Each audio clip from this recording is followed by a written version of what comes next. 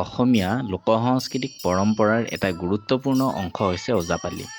এই লোকনাট্যধৰ্মী গীত নৃত্যাভিনয়ৰ এক আধুনিক ৰূপ হ'ল লিকিৰি ওজাপালি বা আপী ওজাপালি। ই ছোৱালীসকলৰ দ্বাৰা পৰিচালিত ওজাপালি।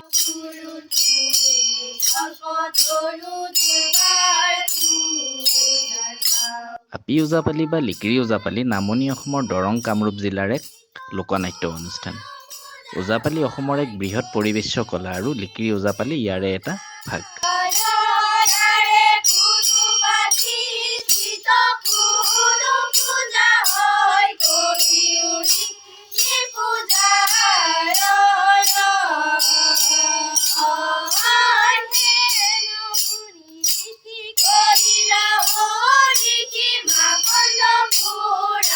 এই লিকিৰি ওজাপালি দৰং জিলাত অতীতৰে পৰা প্ৰচলিত বিয়া সৰজাৰ এটা ভাগ।